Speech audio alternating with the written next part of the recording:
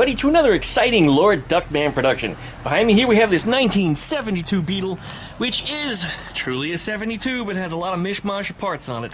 And I know I've been saying that in every video, but I still have people telling me that I'm wrong, when in fact it is a 72, it just has earlier stuff on it. Some people were telling me, it has earlier stuff, it's gotta be an earlier Beetle. I'm like, no, it's a 72. It just happens to have some earlier stuff on it, like a 67 deck lid, for example. Earlier style bumpers. You know, one of the 67 backup lights, oddly enough, doesn't have the overriders on it, though, like a 67 would ordinarily have here in the States. But anyway, beyond that, this engine, I did a little bit of adjusting on here. It just struggled to idle properly. I mean, it did idle. It was extremely low, and the generator light would flicker a little bit. So I noticed it was really weak on 2 cylinders on this side. So I just opened up the fuel mixture screw slightly, and then that side started to run just fine, and it brought it right back up to idle. So this carburetor set's probably never been synchronized, and I would suggest that I probably should do this before returning it to the owner. So I'll be going through all that stuff on here for certain. But there's been a new development on this thing. Wait until you guys see this stuff. You know what? I'll show you. Come with me. While we're getting in the car, don't forget to likey, comment, and subscribe, and plug that dingle bell so you get updates every time I upload a video. Check out duckshit.net for all my different social media links, and we'll be back right after that intro.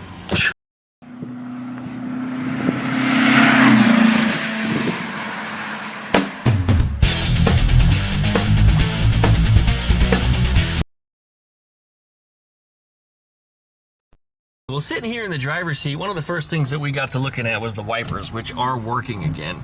Now, you remember in the last video, they just stopped working entirely, and I had no idea why, and I couldn't figure it out.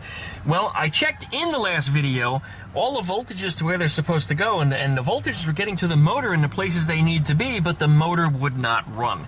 And it turned out the problem actually was some tarnished connectors. The voltage got to the location, but I guess it wasn't sufficient amperage enough to get the motor turning, so it did nothing. It just did nothing. Anyways, I went through and wiggled connectors. I managed to find one that was tarnished that was on the wiring harness up underneath the dashboard here on one of these connectors. So I had to get in there with a little file, and I had to clean them up. The wiring that was on the inside of this turn signal switch, some people said, yo, it looks terrible, it's going to be fried, it's going to be this, that's the problem. No, it actually wasn't. It turned out there was a little burnt, but it was still sealed up as it should be, and it wasn't, shorted out to anything else, and none of the wires were disconnected. So I didn't see a problem there. But while I was messing around with the dashboard here, I did notice that this speaker grill was crooked, and I thought it was something that I had done to it. So I went to fix it, and it came off. And it surprised me, and what did I see behind it? None other than an oil pressure gauge. Not at all what I expected to see. Now, we had an oil pressure sender on the back, but we didn't have a gauge. We looked underneath the dashboard, we looked for pods, we looked anywhere else we could find one, and we couldn't find one anywhere. Now, you notice it is showing temperature there. It looks like it's somewhere between 120 and 180, somewhere in there. The motor was running for a couple minutes. That's probably why that's up. It does appear to be working, but only after I checked the wiring on it and chased the wires and discovered that the sensor wire that runs to the back of the car was touching the ground wire on the back of the gauge. So when I first started this thing up, it wasn't doing anything at all. But the funny thing was, this is great. This is great. Remember, we had problems with mystery power being drawn on this thing. We couldn't figure it out. It wasn't just a voltage regulator. It also turned out that it was this gauge, which is independently wired from everything else. So it's getting power separate from the rest of the vehicle, when it should be tied into, well, the key. When I turn that key off, that gauge should fall back down to 0 or below the 120 mark. It should just bloop. And clearly it's not doing that. So this gauge is not wired up properly. So what I'm going to do is I'm going to trace the wires in the dashboard here, and I'm going to move them to one of these fuses. And I'm thinking probably one of the backup light ones, which I think is the white fuse that's right here. I think that, not the backup, I think that's the brake light one. And it's kind of close, and it only comes on when the key is on, so I think you can share the fuse. I mean, it's extremely low amperage. I don't think we're too worried about that having an issue. I mean, clearly if your brake lights go out and your gauge goes out at the same time, you're going to kind of know, which I guess would be a good warning for your brake lights not working, right? Am I right? I think I'm right. So anyway, let's see if we can get that thing wired up properly and back the way it belongs. All right, so up under the dashboard here, I made this new wire. You can tell it's mine because I always put a little shrink tubing on the end of it. Anything else that's in here was not that way because it's not mine. And we're going to move this over to the taillight circuit.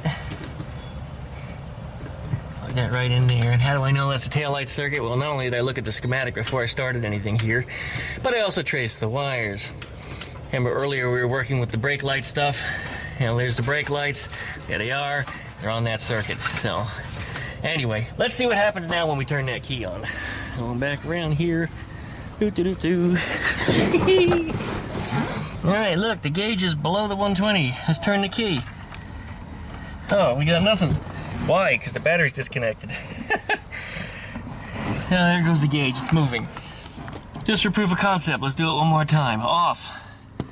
See the needle going back down? Needle is falling. We turn the key on. Needle goes up. Okay, we just solved one of the most mysterious power draws that was on this vehicle. Alright, now we need to go back to the voltage regulator and figure out exactly what's going on with that. I picked up another one from the store yet again. And we're going to try to install it. Last time we got a crap one, so hopefully this is going to solve our problem. Alright, I'm fast forwarding a bit through here because you might notice that voltage regulator that was originally in here is now back installed the way it was. And you might be saying, hey, why did you not use the new one? Well, it turns out that the new one, which is our second replacement, by the way, also doesn't f***ing work. Piece of shit. I don't understand it. Doesn't f***ing work. I put that one in the circuit, works fine.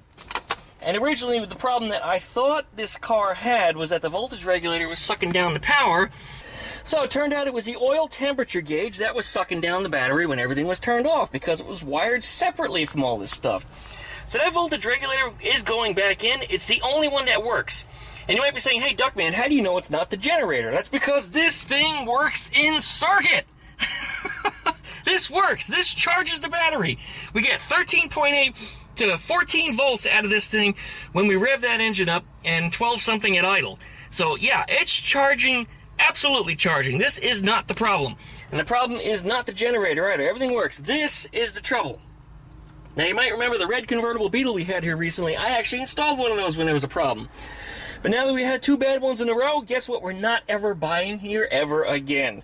That's correct. I don't care if they're a lifetime guarantee. These are a piece of shit. These are going back. This came from O'Reilly's Auto Parts, guys. I'm going to throw their name out there because, well, I mean, they've been good to me. The company's been good, but this part, this import direct or whatever the hell it is just garbage. Don't use these. Just don't use these. Just to have two in a row go bad, like I said, it's just, that's not working for me. And I know better. I mean, I know better. I work with electrics. This is the things that I do. This is what I actually excel in, what I do best. And yes, I know I need to hook that positive wire back up. The negative is currently off the battery, so nothing's shorted out. But again, I know what I'm doing here. You know, I'm not some kind of just dummy that's just hooking shit up and hoping that something works. But yeah, that sucker was bad. Well, anyway, I'm glad that we figured that out. And I'm glad that that thing has to go back now. Just annoying that I have to make another trip to the store, but it was on a credit card, so it didn't actually cost me anything out of pocket. Just the time and I guess the fuel, but that's just the way it's going to go. Okay, well, let's go ahead and hook up the rest of the power wire back in here and get this thing hooked up back the way it should be, and we should be good to go. All right, as we said, piece of shit going back. We're not using that. All right, well, let me show you what's going on here. We got everything turned on. Let's go ahead and start this car up.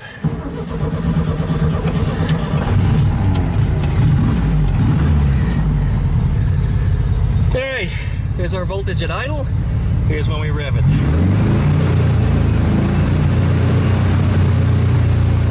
So, yep, we're charging. And it's not an issue. That regulator's doing what it's supposed to do, so it's staying in there. Good old Bosch. And this gauge is now doing what it's supposed to. Once again, if I shut the key off, it should go off too. And it does. And when I turn it back on, it should go back on. And it does. Good. Okay, well, we just eliminated a whole bunch of problems on this car. I think what we're down to is getting the brake light switches straightened out and going through the brake lights, because it seems like the one on the right-hand side in the rear was kind of intermittent, and the one on the left went out. I don't know what the hell its problem is, but it's out. So I got to have a look at both of those, too. I think we're going to be replacing the brake light switches, and then we're going to bleed the brakes, and then we're going to go down here and fix these pedals. Look at that gas pedal. It's kind of dead and fell sideways. Yeah, the owner told me when he dropped the car off it was bent. It's more than bent. This thing is it's just destroyed. So we'll bleed the brakes and then we'll set the clutch where it belongs. It's supposed to be right there, and it's not. And it feels really awkward, and it's also adjusted improperly. It feels like it's too loose. It needs to be a little tighter, and that pedal needs to be in a different position. So it's definitely not where it belongs. So anyway, there should be a stop down the back, unless that's rusted out for some reason. But the floor pans on this car, they're all painted silver, and they're in really good shape. When you get underneath the car, everything is so light, you don't even need a flashlight to look at anything. It's kind of nice. All right. Let's see if we can jump on to the next step. Okay, that right there is a 009 distributor. That is also known as garbage. What you want is you want a distributor with a vacuum port on the side of it like this. That diaphragm will advance the distributor as soon as you step on the throttle. A 009 does not have that feature. It only will advance once it hits a certain RPM. So meanwhile, your engine will choke, hiccup, spit, hesitate. It'll do all kinds of things. Now some people say, well, just richen up your carburetor, that fixes it. That's a Band-Aid. And it's not even a good one. It's a crap Band-Aid, because then your car burns more fuel, you gotta pump the throttle a little more to get it going. Makes the engine run hotter, you get worse gas mileage. Stupid, stupid, stupid. So what you want is a proper 034 or clone distributor. This is a Pertronix flamethrower. This is the one with the electronic ignition, which is, again, a nice upgrade. I found the electronic ignition will hit exactly on time, whereas points and condenser will do this. They're choppy. They bounce all over the place. But the electronic one will bang on every single time. And what that means, the engine will run more evenly. It'll run more smoothly. You'll get better gas mileage. And, well, you're just going to be more gentle on throttle, because the engine doesn't have to work as hard in order for it to do what it's supposed to do. Anyway, this distributor is coming out, and I hear it time and time again. Just leave it in. It's a good distributor. No, it's a crap distributor. This should be your backup distributor. You put this one under the back seat just in case you need it, in case you have a failure. And that's true. You know, I don't care if it's a 034. I don't care if it's a 009. Eventually, you're going to have a failure somewhere. And it's always nice to keep a spare, and that's what I would keep this one for. But anyway, I digress. Let's stay on topic here. This thing's coming out. But first, the engine's nice and warm, by the way. First, I'm going to check the timing on it, because I'm curious how far it's off by, if it's off at all. The engine does seem to run pretty good right now. I had to play with the mixture screws a little bit to get it to idle okay. I drove it up and down the street a couple times. It did all right. It chokes, because when you first get on the gas, this thing doesn't advance properly. So let's start getting ready to put this thing in. Meanwhile, let's get this hooked up. Alright, now when you hook one of these up, you're going to want to hook the positive to the positive side of the coil. And I see people do this all the time. And you put the negative where? Let's put it on the negative side of the coil. No! You don't put it on the negative side of the coil. It has to go something chassis ground. Because on the negative side of the coil, your points are opening and closing that, and that means your timing gun, your timing light here, is actually going to sap power away from your coil, or vice versa, and it's not going to work properly. So do not put your negative on the point side of your coil. Anyway, now we have to find number 1. That's number 2. Number 1 is right here. This is a little hard to get to because it is type 1 and it does have dual carbs, so everything is all up and out of the way.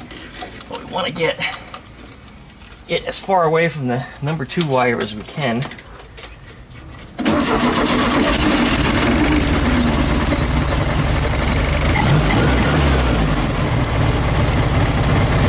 Alright, let's see where our timing is set at. We don't have no power for some reason here. Something's wrong.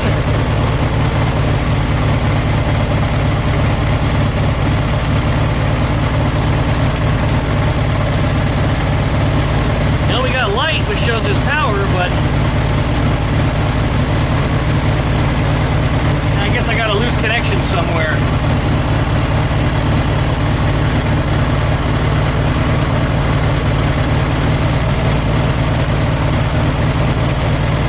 That's better.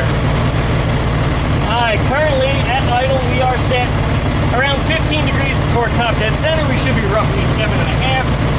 But the reason why that might be wrong is because of max advance.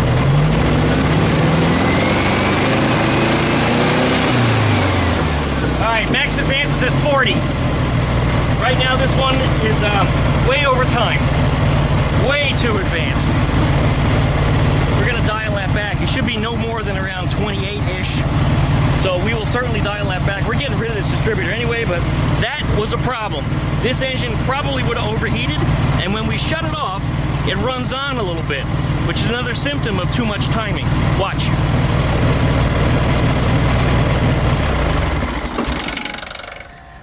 See how it had that extra? That was a symptom of being timed too much. So anyway, the distributor might actually be, well, functionally as good as it can be for a 009 industrial style distributor. However, it's coming out, so let's get rid of it. All right, here we go. Let's pull off these wires that we don't need here. My ignition is currently turned off, so we don't fry a battery or burn up any wires. Okay, stay put, you. All right, you're gonna be a dick. We're just gonna throw you on the ground, dick. All right, here we go. Let me move you guys out of the way. And I thought this lighting would be good this time of evening with the sun shining down like that. It turns out that I'm making all kinds of shadows as I'm walking around, and it kind of sucks. Alright, let's take a look at our rotor and see which direction it's pointing in.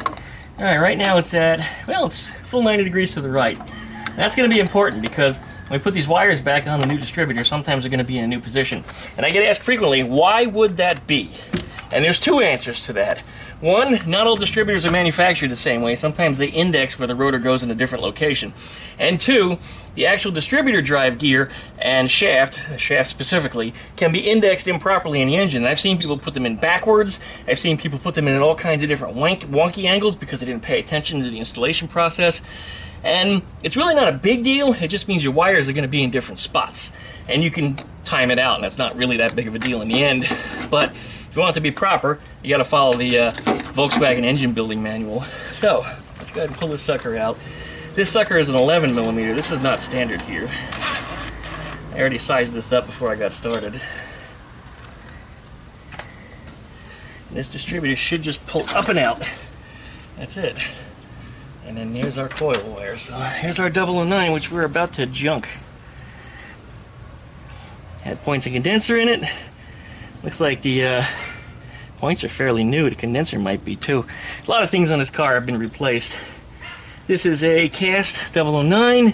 It is not a Bosch, however. I don't see the Bosch logo here on the bottom. It's usually where they stamp it, is some here. Now, it may be a Bosch, but it may not show it, but usually they would say it. Anyway, this gets discarded. Then we're going to drop in our new one. This guy right here.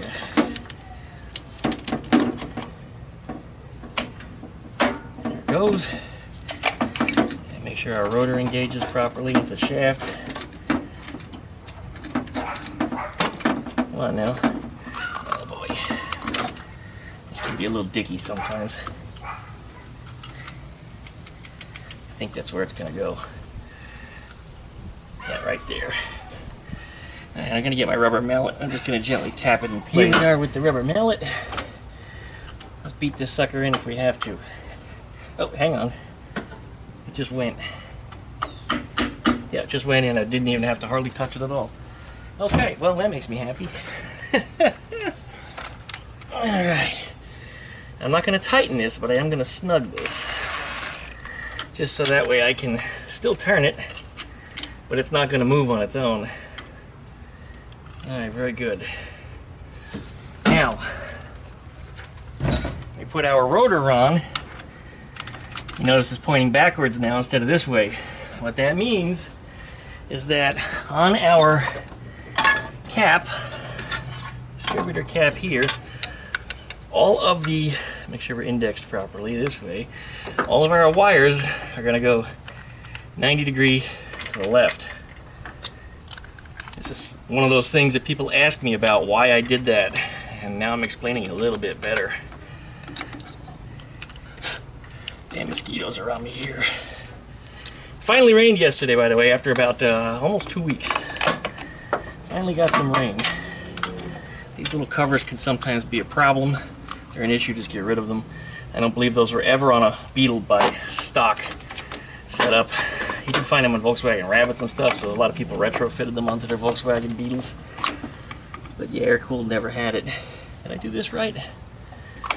I think goes on like that. Well, we're about to find out, because if it doesn't run, that's going to be why. Alright, here's our positive and negative. Negative goes on the negative side of the coil, and that's the only thing that should ever go on the negative side of the coil. And the positive goes on the positive side of the coil, which is also where the backup lights are, where the choke connects to if you have an electric choke, not electronic, but an electric choke. Alright, that should do it. I think we'll have it right about there. Make sure everything is seated properly here. Get this cap out of the way, and let us hit the start button and see if it starts. Here we go.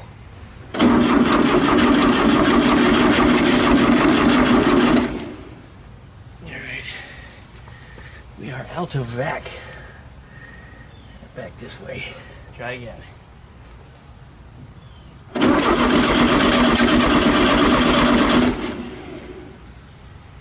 Alright.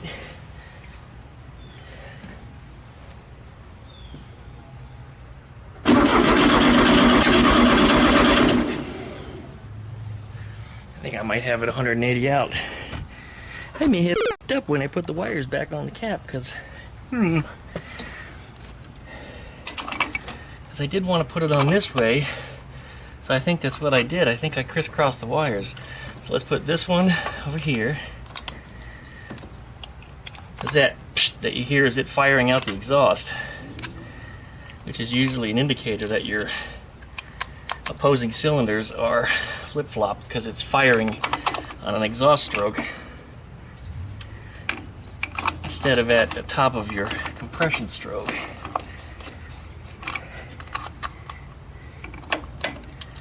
Alright, let's try that. Here we go.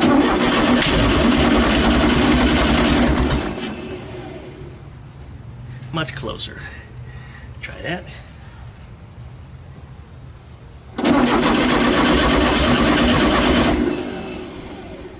Alright. It's one of those times it's a lot easier if you have somebody helping you.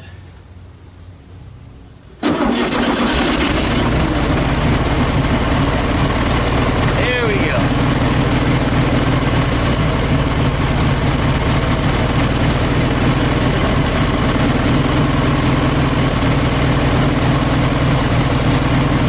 Alright, we're ready to set timing.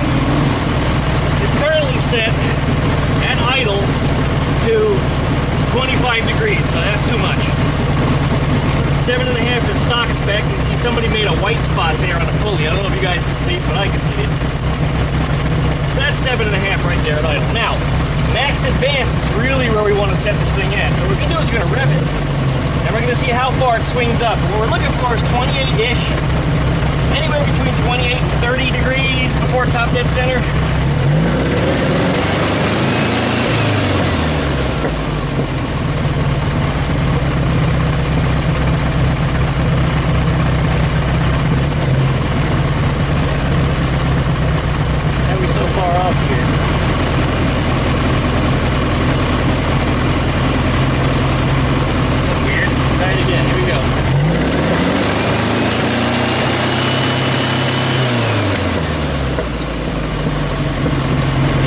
Bang on. 7.5 degrees before top dead center, revved up. It's 30. So we're on. We don't have to make any adjustment at all. That was actually very easy. That means this distributor is brand new and not worn out yet, and actually does advance properly. Isn't that nice? All right.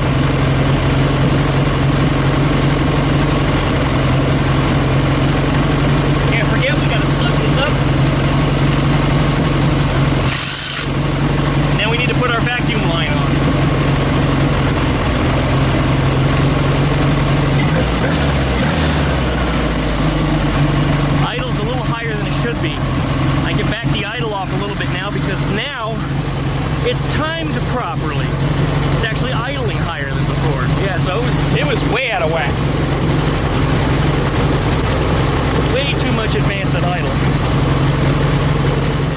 synchronizing carburetors because it had me cursing at it, but there were a lot of problems.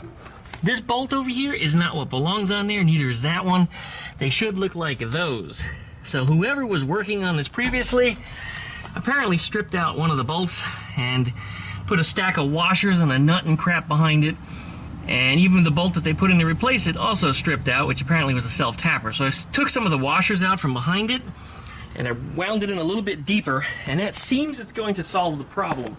If it does not, however, then I'm going to have to take the cap off the carburetor, aluma-weld the hull shut, and then retap it, and run the proper bolts in there, or even those bolts again with the proper threads put into them, because it's a little bit monkeyed up. The second problem was this nut was loose. So this entire linkage right here was just flopping up and down. It wasn't attached properly at all. And then on the other side, this, if you get a good look at it, you can see it's not straight, it's bent. And that was causing me some heartaches too. Now that, I chose not to bend it straight, because I had a feeling that if I bent it back straight, it's just going to settle back into the position that it's in. That's just the way it wants to be, then that's the way it has to stay. That's just the way metal works sometimes. So I went and adjusted the arms and linkages so that way everything is dialed in using a snail if you've never used one of these before. It's even more convenient if you have two. You can stick one on each carburetor and then just watch the dial as you adjust the linkages. Anyway, that is now configured properly. Now I just need to install the proper vacuum line, and I think we'll connect it to the left side carburetor. And I don't know if you can see it from here. Yeah, it's right about there. There's a little vacuum bung. So we'll run a little hose right out from there to there. And because that is higher than the carburetor, I don't have to put a shepherd's hook or anything in it. I can just run the line straight on over. So that's what we'll do, and then we'll check the timing once again and make sure it advances properly when we give it a rev. And if we open the throttle and everything does what it's supposed to do, we're good. Alright, now let's run. It was really hard to get my fingers down in there. In fact, I couldn't get my fingers down in there to run that vacuum line. You see that dead center right there. I found a set of Dad's extended needle nose. I actually did the job pretty well. Got our line connected out here. Got enough that we could pull some slack into it. So it's good. Let's put our air cleaner back on. The only reason I took that off is to try to get my hand back in there. There we go. It's on. Alright, check our timing one more time. Make sure it does what it's supposed to do. Here comes the fun part.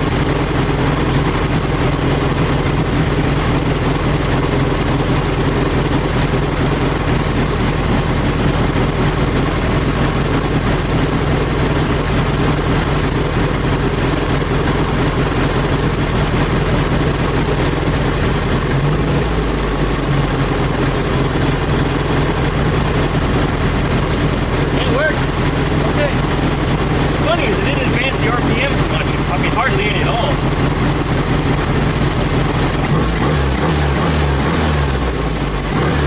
Throttle response is so much better.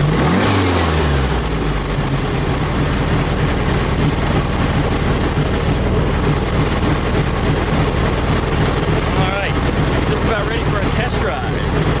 Yeah, I just gotta straighten out those pedals.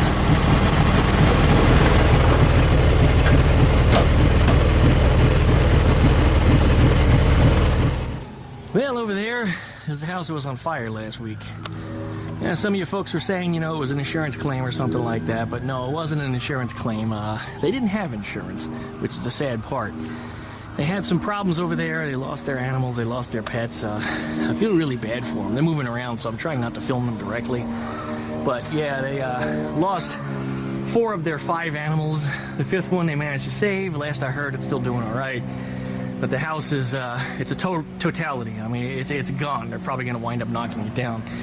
And from my understanding, they're going to sell off to one of those places that'll buy at any price. They just want to buy the land, buy the property, and they're probably going to build something new. That's the last I heard. That's the last I know. And that's just from the rumors that are going around in the neighborhood. So I guess we'll see in time what happens with that. But anyway, I feel sorry for the people otherwise. I really didn't know them. All I knew was the kid that would walk up and down the street. I would see him just about every day. He used to go on a skateboard as he'd go over the cracks in the sidewalk. And I could feel it in the floor. It was amazing how it would shake the house. And I used to think there was thunder outside, but no, it was just him on a skateboard. Anyway, yeah, that means in time, That Z you see in the driveway over there will probably be disappearing also. So people have asked about that for a little while. I saw code enforcement over there a few years ago. I used to keep it in the street, and it was in the street for years. So somebody either called on it or code enforcement passed it, and they called themselves on it.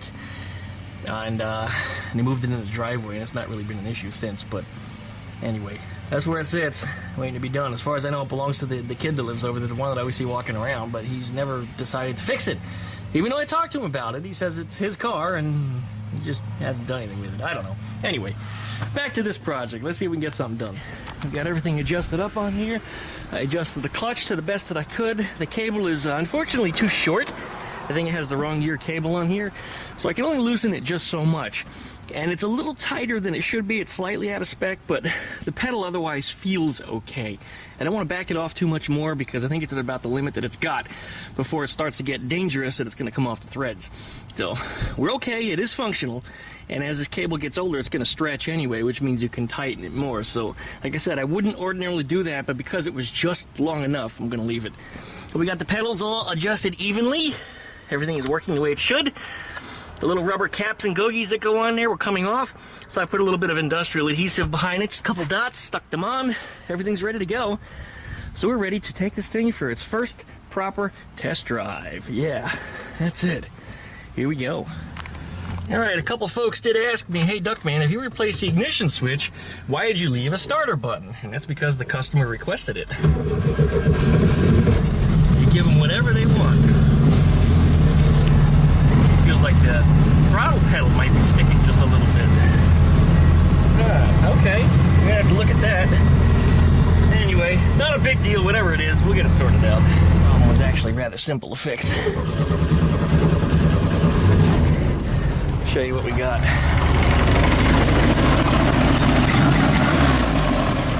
It's idling properly now. I had to loosen up the throttle cable just a little bit because I replaced the throttle pedal down below.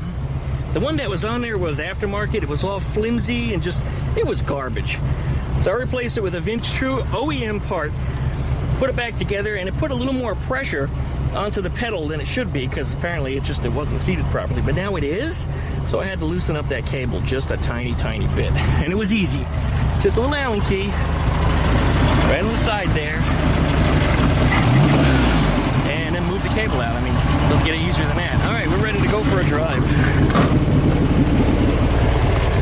Well, that's what test drives are all about, right? I always try to run them around for a day's worth of errands before they ever go back to their owners. Anyway,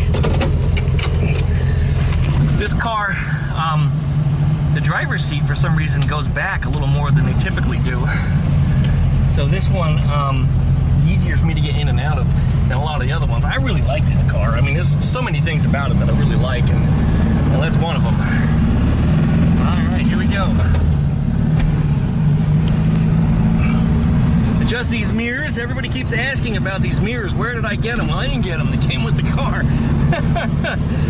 Anyway, there's a link down in the video description because after a Google search, which only took me a minute, I mean literally 1 minute, I found them. And you can simply buy them up on the Jungle store. So you'll find a link down below in the video description. All right, well, we're headed out to the store. Brakes are working well. I don't have to pump the crap out of them to get any pressure out of them, only to have them bottom out anyway. Clutch is working good. Throttle feels good. I didn't use the turn signal. Shame on me. Yeah. Timing is advancing like it's supposed to. I can tell. I can feel it.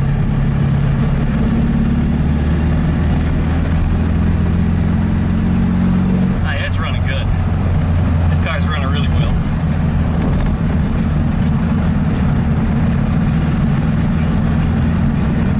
Oop, we got a little bit of a hesitation. I wonder what that's about.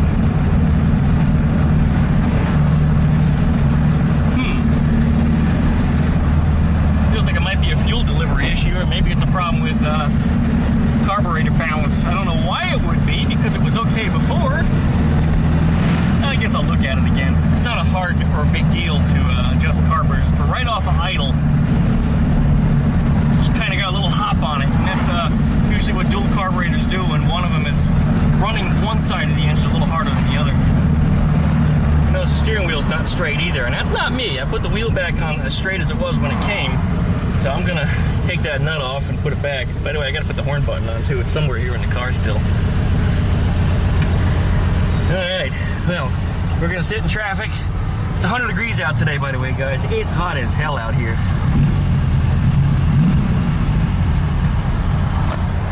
Got my errands done.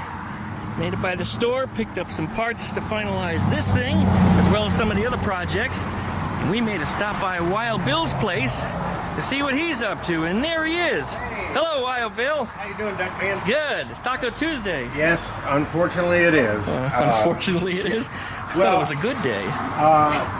Rusty is still down. Oh, man. I got the transmission in yesterday from the rebuilder. Stuck it on Rusty's engine. Put it in there. I know my hair, right? I'll just keep talking. I'm just doing it for effect. I got camper hair. Just for effect. Yeah. I got rusty hair. Lots of grease and everything. But got the engine in and everything last night. Buttoned up the underneath of it. And now all I got to do is hook up all the wires and vacuums and everything. And this heat has just killed me. So Oh, it's been hotter than shit. I mean, right now I'm starting to feel it cooling down a little bit. It's what, 4:30, 5 o'clock, something like that. It's starting to cool down. We got a nice breeze over here, which I don't have at home. So you're a little more out in the open here with the main road. I had to stop and work on my other VWs. One time I had 4 VWs sitting here without engines in them. And Fiat. Well, the Fiat, he's coming to pick that up. Oh, good, getting it out of here, huh? Yeah. So we don't have to Volkswagen that power it. Waiting for parts. The Volkswagen thing, we're waiting for parts. Yeah. This one, working on the engine tin. I'm going to redo all the engine tin. And as you can see, those are remnants of the engines for the Volkswagen thing. He's getting new pistons and cylinders, so I haven't finished cleaning that. Anybody needs a sump? He doesn't want the sump no more. Duckman does. Okay. So there you go. Unless he wants $1 million for it. I don't think he wants that much for it. He'll probably give it to you. I'll make it disappear then. Oh, okay. And because I'm going to need something in my high-rise Volkswagen. The other thing that he has that he's going to be giving away, convincing, is he had some. Oh, those. Yeah, he had some. All I got a box full of them. Yeah. He had. These things were leaking here, and instead of taking the engine apart and putting new in there, proper ones, yeah, he put these in there. Kind of expensive, but what's going to happen to that engine is I've already got the push rod tubes, and it's good to go. This is a type 1 engine here, type 1 engine for Adam's boat. Type 1 engine. Has already been run. It's 1915 cc. Got a mild cam in it. Yeah, those are probably not the best carbs for that anyway. So we were just talking about that, by the way. We're gonna give everybody a little trivia here, real quick thing. This is a pop quiz, everybody. Okay, is this the correct distributor for this engine? Leave a comment down below and tell me why, and I'll give you a little hint. This is the carburetor, and they're the same on both sides. All right. It's a 009 distributor. You tell me if it's correct. And then this is the engine that's going back into Bill.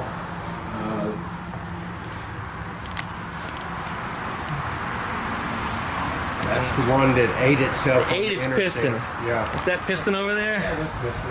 Now, of course, you've cut it, just so people know. Well, you had to kind of do a little chop job to get it out of there. Yeah.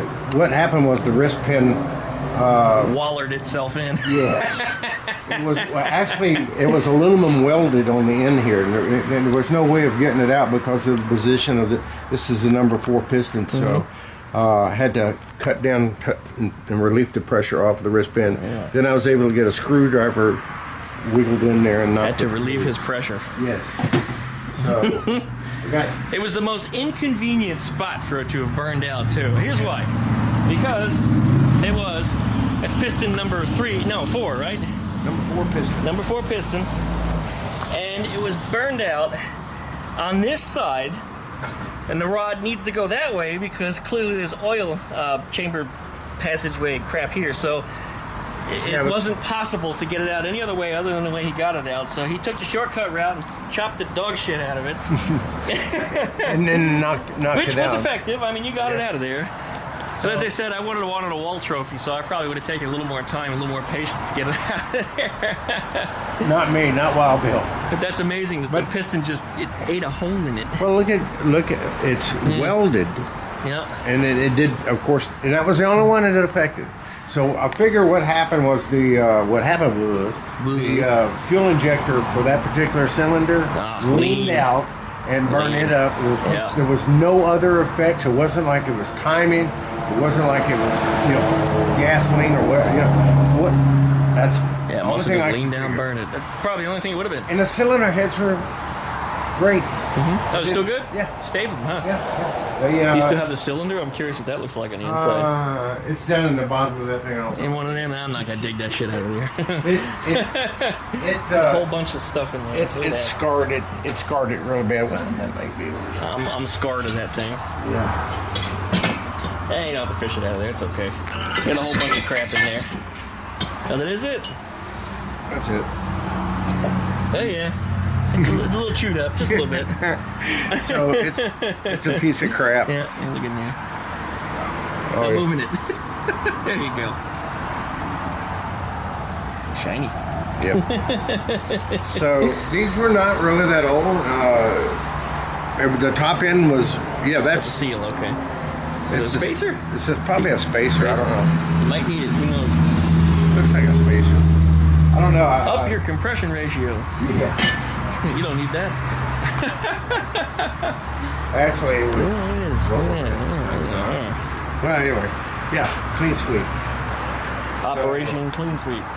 Then I've got two perfectly useless transaxles, 6-rib transaxle. Everybody said, "Oh, what's the difference between how do you get 6 ribs out of it?" Well, you count the ribs on the thing, and you can see there's 6 of them. Yeah, 6 ribs. 3 and 3 is 6. Then you got 3-rib transmission, 5-rib transmissions. But why is the one on the bottom bad? The one on the bottom is the one that shit itself coming out of Jacksonville, Florida 1 month ago. But the reason why it's bad is because Decklid Don sold it to me. Decklid Don sold it to me and told me it was a good transmission. He said, "That's good transmission, no problem. Here's take the money, get that thing out of here." Okay, so I did, and you got 300 miles, a little over 300 miles, something like that. That's 350. And I paid way more than $3.50 for it. So it was way more than $1 a mile. Yeah. It blew the hell up. Now, this is a What we got there? automatic transmission. Oh, okay. This Type 4 engine. So you got the axle part of it. You got there. And then you got the transmission part of it. This takes transmission. This takes gear oil. Right. So I've got one of those at home. And what happens? That shaft, there's a shaft in there. Sometimes those seals wear out and the oil intermixes and it fucks up. But anyway, I was reading those transmissions were also used on 924s with a different bell housing. Yes. Interesting. In fact, you've got one, I think. I do have one. They were used on Rabbits. They were used on buses. They were used in a lot of different capacity. Just a lot of different cars. They were used I have on. another one right there for my Type 3. They came out with Type 3. So that one might be different though if it's a Type 3 style. Yeah, that's Type 3. That one's a little different. That one, this one, you can separate the bell housing from the transmission. And the transmission is, I would call it Volkswagen Universal because it works on a number of different vehicles. Right. Audi and... Audi's used them too. Yeah. They're used in a lot of different places. It's kind of an interesting setup. It doesn't really sacrifice that much power on these Type 4 engines because they're kind of a torquey engine anyway. So you don't really notice sometimes that you're pushing an automatic transmission. I don't like the way it feels though. Not for me. Everybody always gets the auto sticks confused with automatic transmission. Right. Only thing auto stick was the automatic clutch. Fully automatic versus semi-automatic. Yeah, and it's 2 gears. These are 3 Just for saying those 2 things, I'm now on the watch list. Oh, okay. Yeah. Tranny? Well, trannies and fully automatics. Oh, okay. Now I'm suddenly a violent, hateful person. You are. You don't meet community standards. Don't talk about trannies and don't talk about fully automatics. Yeah, that's right. Yeah. Right, you got it. But it's a transmission, guys. That's why I say transmission now. It's a trammy. Trammy. But people are going to compare that to a tramadol. which a lot of the crackheads around here like to take. So I wouldn't know. But anyway, that's basically it. Number one priority is to get Rusty on the road, which should be tomorrow. All right. I had hoped to do it today, but the heat has just been too much. And then we'll have Wiener Wednesday. That's right. And we'll go see Barbie together. Oh, no. Oh, come on. You can go see Barbie. We'll go have Barbie and a Wiener Wednesday. No, sorry. I'm going to pass on Barbie. Now, if Barbie dolls and Ken dolls actually had genitalia, I might go see it, but they don't. They all have coochies. That's it. It's Pornhub for that. I'm sure there's a parody of it somewhere. Well, it might be, but I'm not going to go check it out. Barbie, a porn parody. All right, Bill, I got to get home and make an adjustment. The left-hand turn signal went on that car. Everything seems to be working otherwise, though. Appreciate you stopping by. Yeah, man. And, Sweet. We'll get out there tomorrow and do something. Cool. It's Wiener Wednesday. All right. We're going to go to Wiener Schnitzel. Well, we could do that. Long drive, though. And we can go see Oppenheimer, so that's kind of... I don't need to see that. I'll wait till it comes out on video. All right. Okay, man. Later, man. I'll talk to you. See ya. All right.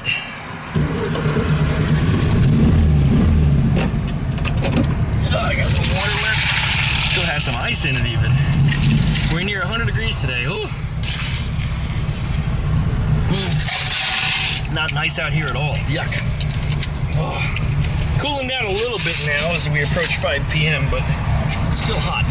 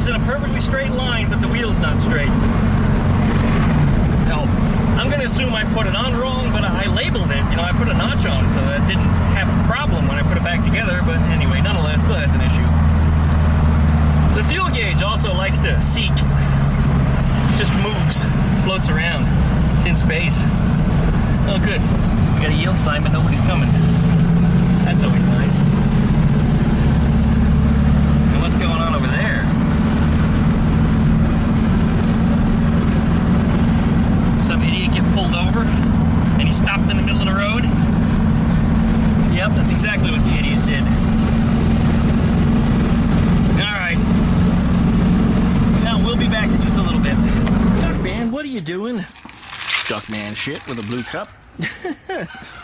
I figured I could have a success drink because everything is working so wonderfully.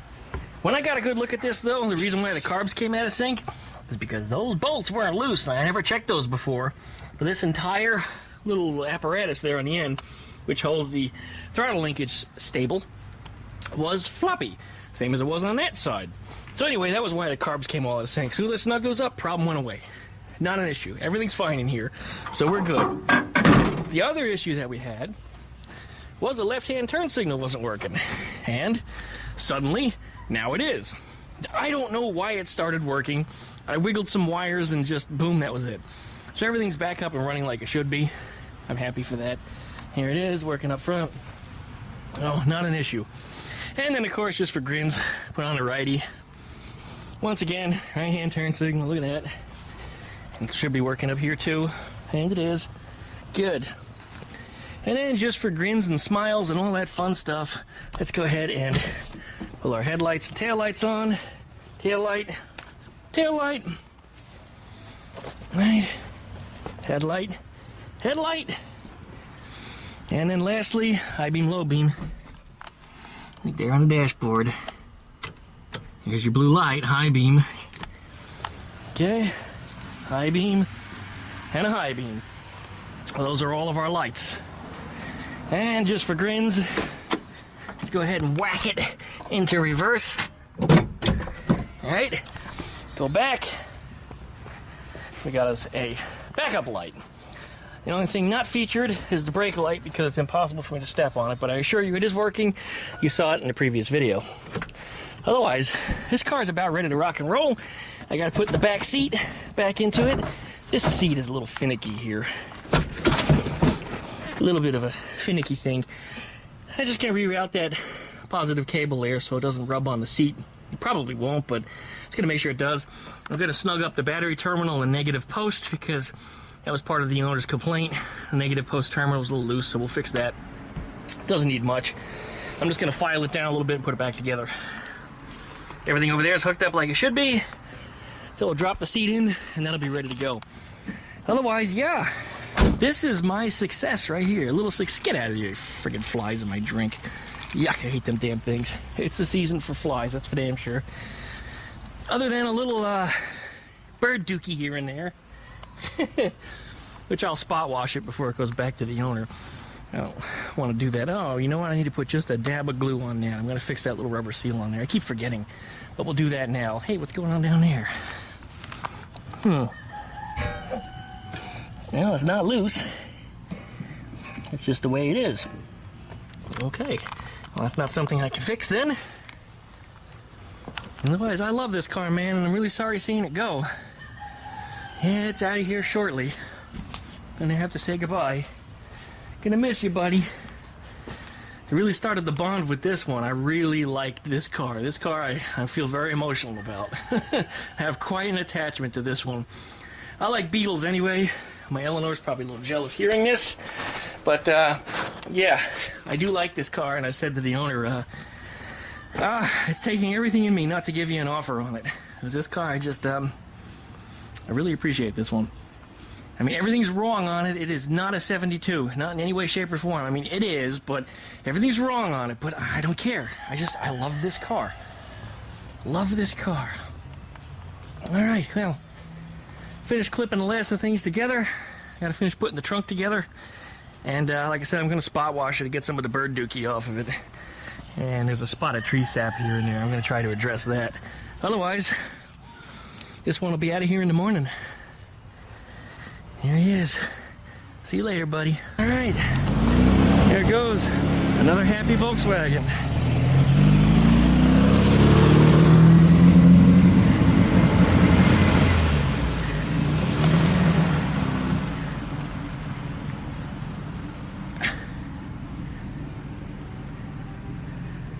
Guess he missed a gear. Oops.